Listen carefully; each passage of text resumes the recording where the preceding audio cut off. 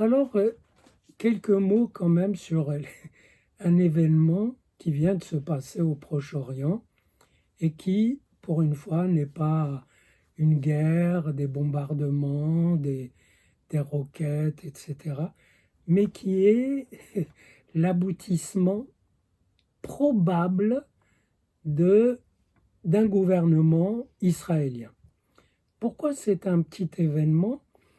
Parce que il rassemble, d'abord parce qu'il évacue l'ancien dirigeant qui était là depuis 12 ans et qui finissait par se prendre pour un roi, et des fidèles, des fans, le revendiquaient comme roi et s'articulaient à la rhétorique biblique du royaume d'Israël, des, des choses comme ça, et ce qui est grotesque. Et surtout, c'est un gouvernement impensable, puisqu'il comporte un parti arabe, un parti religieux, un parti de gauche, un parti d'extrême gauche, un parti de droite.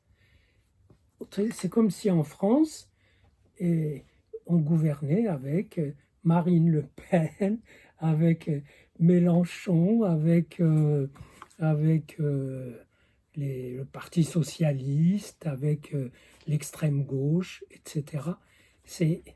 Ça paraît aberrant, et en même temps, apparemment, c'était la seule solution pour trouver une coalition, et je trouve que le destin, le hasard des urnes, le langage mécanique des élections peut produire des choses drôlement intéressantes. Parce que là, le parti de droite qui a eu le plus de voix, qui est celui de Netanyahou, n'y est pas. C'est un petit parti de droite. Le parti de gauche n'y est pas vraiment, mais il y est en partie. Et ainsi, c'est comme si, en réalité, ils avaient rassemblé des tendances plutôt que des étiquettes. Et qu'est-ce qu'ils vont faire? Ils vont faire le minimum vital, le minimum qui est vital, c'est-à-dire gérer, faire un budget, ce qui n'a, paraît-il, n'existait pas depuis des années. Ça dépendait du bon vouloir du chef suprême. Et vous imaginez un ministre arabe qui s'occuperait des affaires arabes, qui gérerait les checkpoints, qui serait responsable si des terroristes mettent des bombes dans les bus, et un gouvernement qui fait place aux Palestiniens non juifs, qui font partie de la vie du pays, mais qui en même temps évacue les extrémistes religieux tout en maintenant la religion, puisque le Premier ministre, pour la première fois, sera un religieux, avec une kippa. Mais c'est un milliardaire, c'est pas un homme à barbe, et bon, il est un petit peu américain, voilà, c'est un autre style.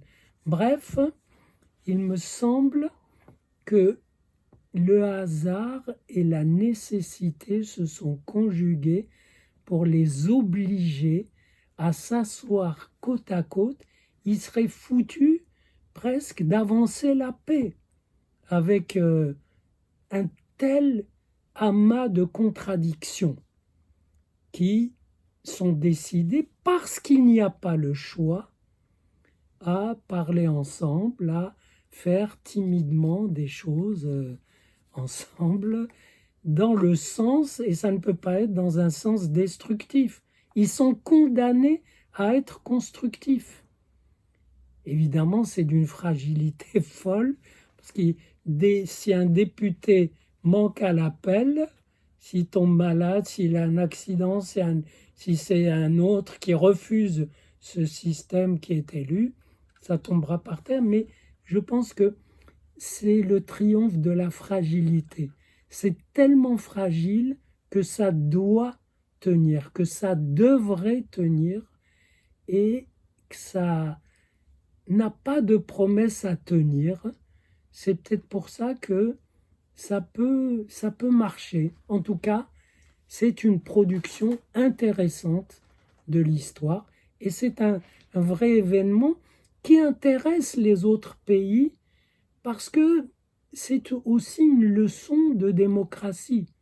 C'est une, on n'aurait pas pu inventer ce gouvernement s'il n'était impliqué souterrainement par les élections qui, effectivement, ne laissaient aucun autre choix. Alors, est-ce qu'ils vont petit à petit s'approcher du problème qui est le problème de vivre ensemble et même avec deux États sans qu'on ait besoin de s'aimer, d'avoir le même Dieu, etc. Ça, c'est un autre hasard.